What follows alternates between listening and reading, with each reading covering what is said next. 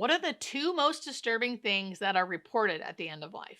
In this video, I'll explain to you what families have told me are the two most disturbing things that they wish they would have known about the end of life. I'll show you real life examples of these things, explain what's going on, and explain how we can help.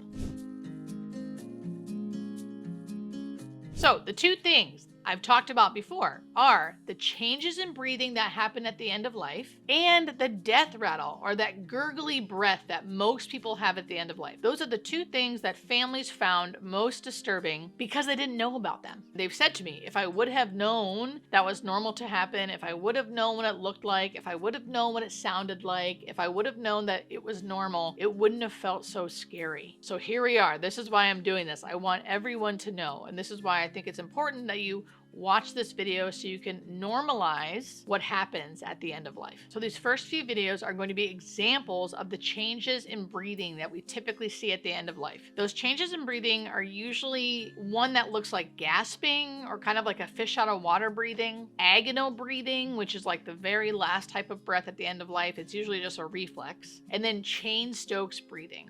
Those three are the ones that we see most often, the ones that seem the scariest to people. So I'll give you a trigger warning before I show the video, and then I'll explain it afterwards. And just as another FYI, these are not my patients, and I have been given written and verbal permission to share these. So trigger warning, here is the first video. Well, where's it going? So that's a very short clip of what it looks like when someone is breathing at the end of life.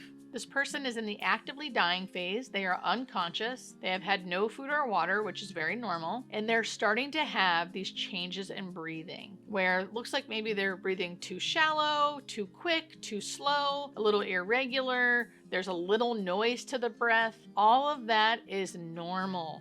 And it's happening because our bodies are built to die. They are built to live and they are built to die. And when it's in that actively dying phase, the body knows what's going on. So it starts slowly shutting down the body and making metabolic changes in the blood chemistry, which is causing the breathing to change. Now we know the person is comfortable because that's always what's asked. Well, how do you know they're comfortable? We know they're comfortable by how they present. Most of us in the healthcare system have done this long enough that we see the difference. When someone is uncomfortable, the body will physically show you, even if they can't tell you, which many times they can't. The body will not lay there relaxed. They will be restless. They will be moaning. Their eyes will be open. They will be physically showing you that they are uncomfortable. So there's scales we can use. And even if you touch them, sometimes they'll guard or they'll jerk. That's an indication that they may be uncomfortable. And typically during this time, when they're laying there like that and they're breathing like that, they are not doing those things. They're very restful, like they're just in a deep sleep. So that is how we know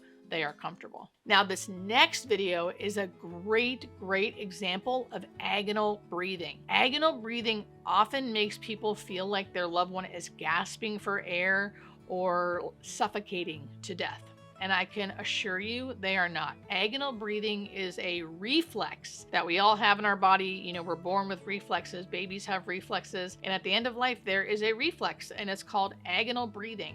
They are not getting true breaths. That is not a breath that they're getting into their lungs. It's just a reflex that their body is doing that looks like a scary breath. So, trigger warning, here is the video.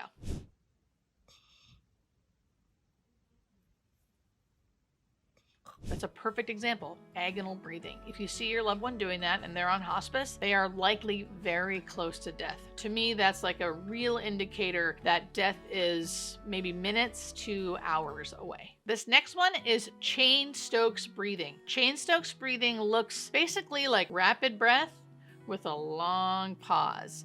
This is the type of breath that some families almost startle themselves because they think their loved one has taken their last breath.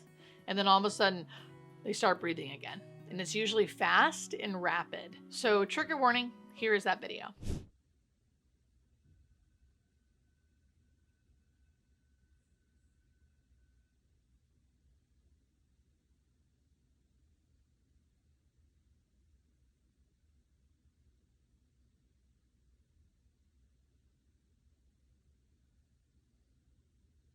So that was a longer video. You had to watch the pauses to get to the rapid breathing, but that's a perfect example of Cheyne-Stokes breathing. And that type of breathing definitely can happen at the end of life with your loved one who is on hospice. So many people don't know that, so they just see it and it automatically can feel really, really scary. Now, again, it still can feel really scary even when you know all these things. So please know that's normal as well. But I think it's important that we see it and understand it and know that many times there's not anything that needs to be done. Your loved one doesn't need to be medicated because they are like that. Now they can be, we can assess, maybe they are breathing a little too heavy. Maybe they are breathing a little too rapid. Let's slow that breath down a little bit with a little morphine. So that definitely can happen, and your hospice company can work with you on that. But I think it's important to know that all of this stuff is normal, to be expected, and just biological. Now the death rattle, which is actually called terminal secretions. This noise is notorious and scares a lot of people when it comes to the end of life. People think their loved one is drowning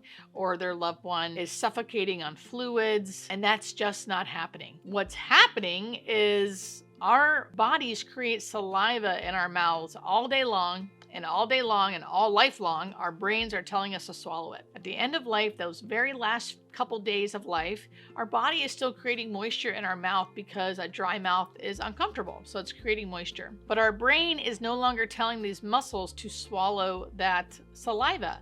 So that little bit of saliva sits in the mouth, and with every breath that goes over that saliva, it can create a gurgling noise, which can sound really disturbing. And it's even more disturbing when you don't know what's going on, right? You automatically think it's coming from their lungs or they're struggling to breathe, and it can make you really uncomfortable, thinking they're uncomfortable. So let's go into the first video so you can hear it, and then we can talk about it. So trigger warning, here is the video.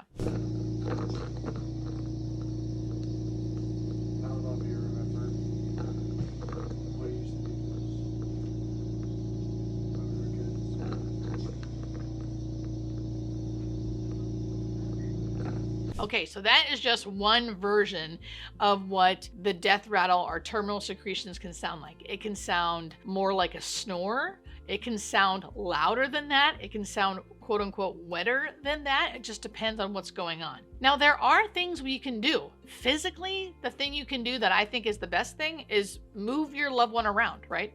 Put the head of bed up, turn them on their side, allow that saliva to come out of their mouth. Those are two things you can do. Put the head of bed up, turn them on their side, and that saliva will just come out of their mouth. Now, in the hospital, we frequently suction people, and that is an option on hospice if you really wanted to. We shy away from it, one, because that puts a lot of pressure on the family to continuously suction, because that saliva will continuously build up. And the continuousing act of suctioning actually creates more saliva. So yes, we can do that, but we usually shy away from it because it usually makes the problem worse. The third thing we can do is medication. There are medications we can give to dry up that saliva so the person does not create that gurgling noise. There are things we can do, but I think the most important thing to know is that it is not bothering your loved one. Again, we know this because of nonverbal cues and just years of doing this and studying this. And it's natural. It's natural and to be expected. So you're not doing something wrong. They are not suffering. And it's a very normal part of the process that we just aren't used to and no one told us about. Hence why I think these videos are so important, so we can learn and know and be prepared.